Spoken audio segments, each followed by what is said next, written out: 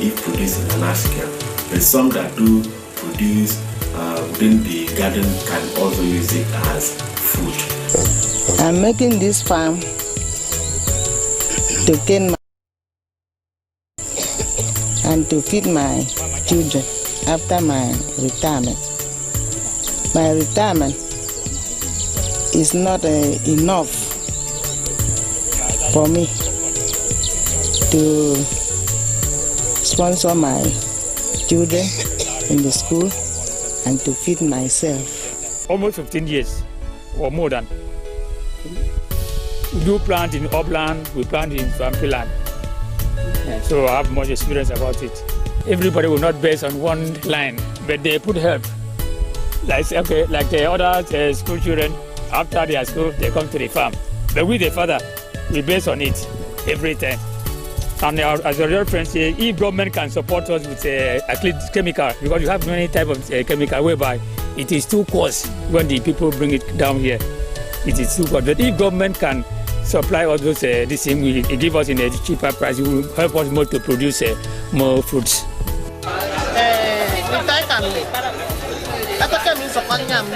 I don't go for no diet.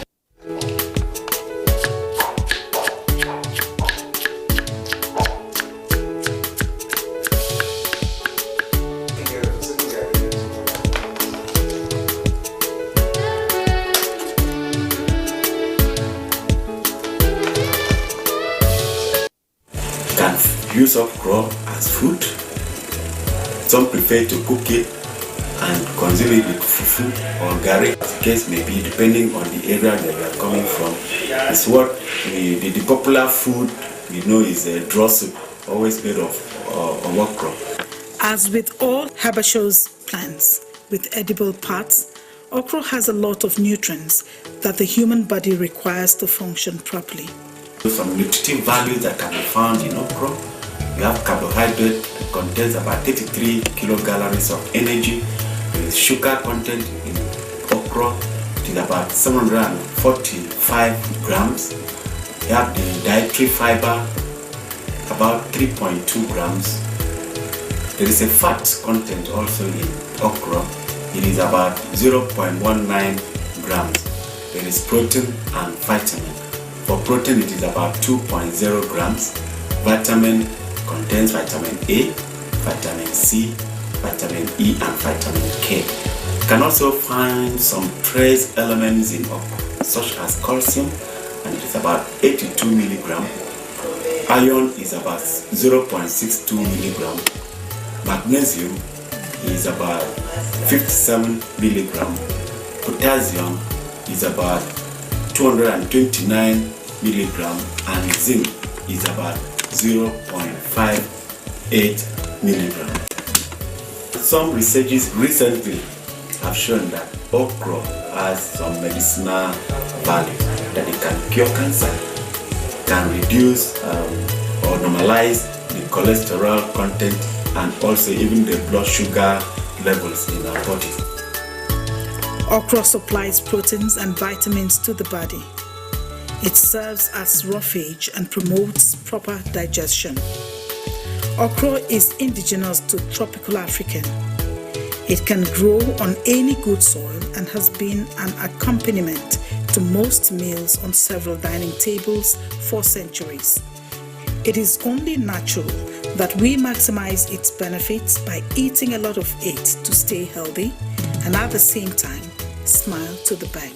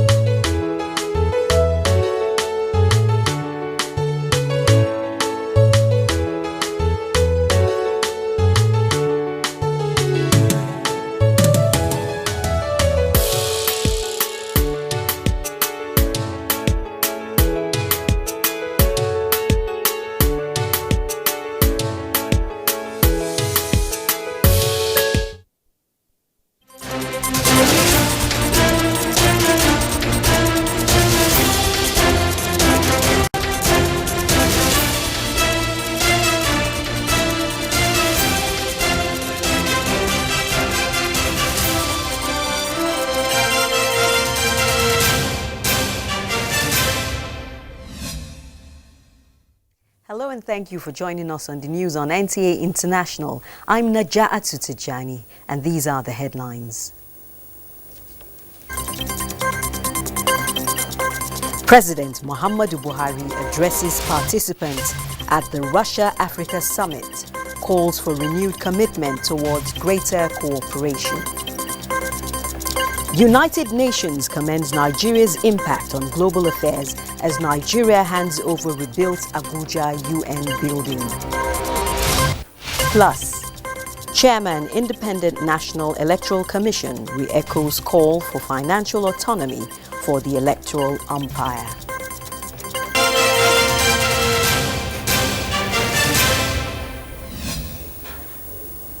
And now the news in detail. President Muhammadu Buhari says there is no better time than now for the injection of new energy and pragmatism into Africa-Russia relations as the global community is being increasingly driven by trade, technology and innovation. Addressing participants at the first ever Russia-Africa Summit. Suffered from conflicts. For President Muhammadu Buhari, Africa cannot thank the Russian Federation enough for many significant gestures of solidarity and support that shaped its history as a continent. He hopes to see the revitalization of this time-tested relationship by exploring new opportunities for the collective benefit of all. Let me clearly state that the time has come with this historic summit today for Africa and the Russian Federation to develop new mutually beneficial relations. On our part, I want to assure Russian friends that Africa is resolute and ready. We look forward to embracing the new dawn of Africa-Russia partnership in general and the revitalized Nigeria-Russia relationship in particular. He said despite its rich human and natural resources, Africa is lagging behind in capital and technology, hence the increased conflict, migration and instability. This, he said, informed the adoption of regional integration as key development priority towards addressing prevailing challenges as well as promoting robust, equitable and inclusive growth that will minimize conflict and enhance economic development. I want to emphasize that this mutually beneficial relationship must go beyond trade and business to address our infrastructure deficit, conflicts and terrorism, climate change, and human trafficking. In respect of Nigeria, President Buhari wants to see the country forge a new cooperation with Russia that seeks to enhance its inclusive economic diversification agenda. Already, he said, his administration is investing aggressively in infrastructural development, while policies and programs have been introduced towards enhancing ease of doing business, reducing corruption in the public sector, and enforcing the rule of law. Today, we live in a world where collective peace and prosperity can only be achieved through collaboration and mutual respect. A political declaration on the main areas of Russia-Africa cooperation is expected to be adopted by the participating heads of state and government at the end of the summit. From Sochi, Russia, Adamu Sambu, NTA News. And still on diplomatic ties, the over $150 billion of foreign investments garnered by Nigeria at the Russia-Africa Summit, which held in Sochi, Russia, is monumental and has the potential to lift the economy substantially. According to the Buhari media organization BMO, Russia will invest huge sums of money in different sectors of the Nigerian economy. In a statement signed by BMO chairman Ni Akinsiju, the largest includes a $10 billion coastal rail line, which will traverse Lagos, Benin, Onitsha to Calabar in Cross River State. Another is $80 billion in nuclear energy, with 4 nuclear plants to be built in 4 regions of the nation. Other phenomenal gains of President Muhammadu Buhari's trip to Russia is the investment of about $1.5 billion in the revival of the long-abandoned Ajaokuta steel project and $2 billion for military equipment. $2 billion will be invested in wheat production. BMO believes that President Muhammadu Buhari is leading from the front as he promised, and the results are manifesting with the huge inflow of foreign direct investment. And President Muhammadu Buhari has expressed delight with the World Bank's 2020 Doing Business Index, which ranked Nigeria 131 out of 190 countries, moving up 15 places from 146th position last year. The report, which was released Thursday, also named Nigeria as one of the top 10 most improved economies in the world for the second time in 3 years. Nigeria is one of only 2 African countries to make this highly prestigious list. With this year's leap, Nigeria has improved in aggregate of 39 places in the World Bank Doing Business Index since 2016. A statement by the Special Advisor, Media and Publicity. It is a collective responsibility for all of us to re-examine ourselves and determine where we want to go. For Vice President Yemi Osinbajo, the role of the media is to promote peace and unity in the society and should be wary of those that may want to use it as a tool for division. And I really want to urge the media and the social media, which involves now every one of us, as gatekeepers of the public mind, to lend their platforms to advocates of peace and mutual understanding, and therefore amplify our potential for harmonious coexistence. The Vice President equally has a word for leaders on tolerance. You need great leadership to tell people to love those who hate them, to tell people to pray for those who curse them, to respond to hate with love, and to show compassion and understanding to people of other faiths. That's what we need great leadership for. That's what we need our religious leaders to do. Vice President Osinbajo commends the government of the United Arab Emirates, stressing that Nigeria and the UAE are true partners for peace. From the Yaradua International Conference Center in Abuja, Jide Onifade, NCAA News. And still on the matter, it is globally acknowledged that the United Arab Emirates has, in the last 2 decades, become a reference for world interactions, with Dubai becoming everyone's home. Now the UAE is bringing its model of tolerance, respect for everyone, irrespective of faith or race, to Nigeria. Hamman Jabani reports. Dialogue. This is what this event, organized by United Arab Emirates, is championing at this forum, which brought together people from diverse backgrounds to answer some basic questions.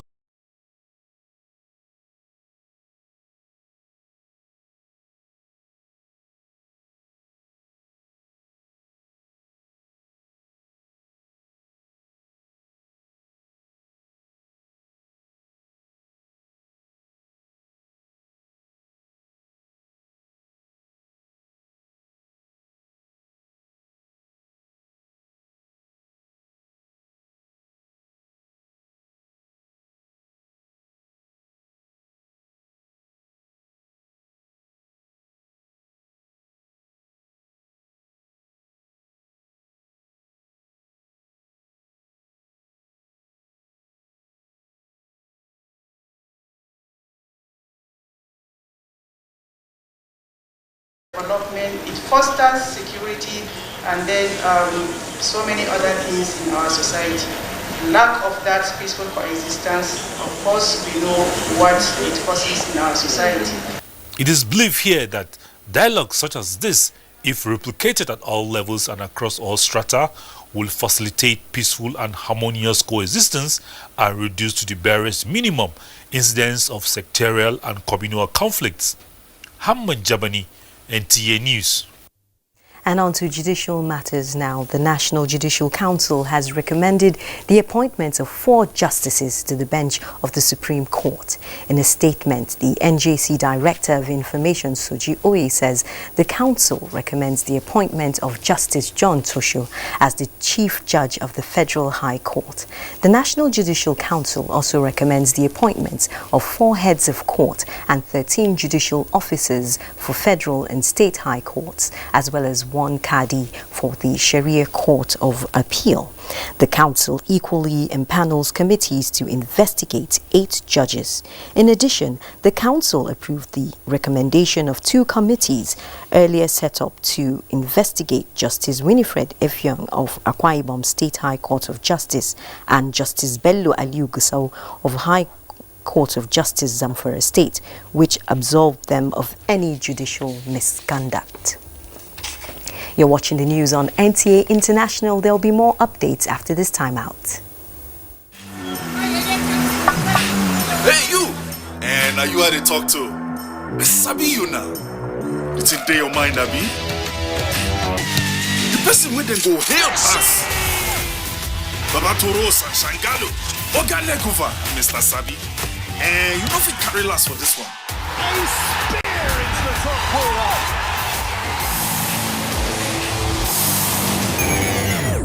We Sabi say Pikin will crawl before in waka. So don't look, no help anybody. No dolly, no. So go for her. Go for football. Go for all Syria on the Liga Martins live. Go for Go TV Max. Thanks for staying with NTA International. Now, the federal government has handed over the Abuja UN building to the authorities after it has been rebuilt and refurbished, a gesture the United Nations says is another demonstration of Nigeria's cooperation in building the desired future where all nations have a stake. Justin Bem-Onyi reports that it was at the occasion of this year's United Nations Day.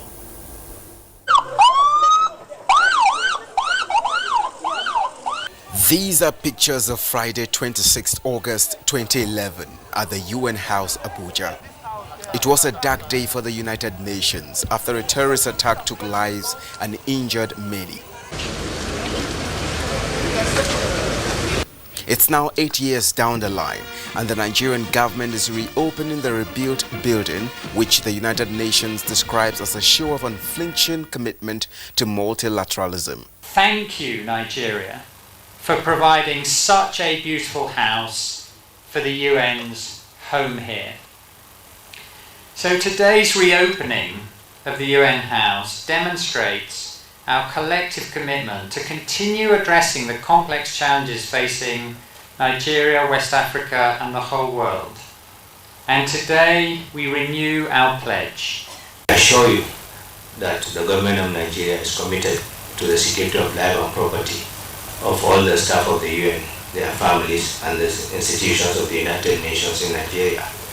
The United Nations say it is committed with increased determination to support government and people of Nigeria to achieve the aspirations which are captured in Agenda 2030 and its sustainable development goals. Nigeria has the human and material resources available to drive this movement towards building a better country if we all work together. The theme for the day celebration is the future we want, the UN we need. In Abuja, Justin Bem-Onyi, NTA News. And on the security front, saddled with the responsibility of protecting the maritime domain of the country, the Nigerian Navy is charting a new course in combating maritime crime with support from the Defense Headquarters. The report. Piracy in the Gulf of Guinea and illegal oil refineries are just a tip of what the Nigerian Navy grapples with in its mandate to protect Nigeria's maritime domain. It says its effort is paying off with a reduction in the rate of maritime crimes, and this training seeks to replicate and improve on these results, as maintained by the Chief of Naval Staff in his message delivered by the Chief of Policy and partnership with Plans. our allies in the sub-region and beyond must go over and beyond the call of duty towards ensuring the safety of the Gulf of Guinea, which we all know is our maritime area of interest. During which a total of 100 officers could interact to further build the human capacity for Nigerian Navy operational efficiency. Efforts in increased patrol by the Nigerian Navy and its counterparts has seen a reduction in piracy in the Gulf of Guinea from 72 incidents in 2018 to 30 in 2019. At a time when the country is in need of this sort of military expertise to overcome the evolving security challenges, it is expected that the knowledge imparted to these officers ranked lieutenant to rear admiral will foster a cultural change necessary for maintaining peace and unity. Murders shocked the country and led to a series of protests. The trial has been one of the quickest in the country, where such cases usually take years to conclude. And these are some of the stories that made rounds on the foreign scene. Thanks for staying. I'm Joyce Ometu.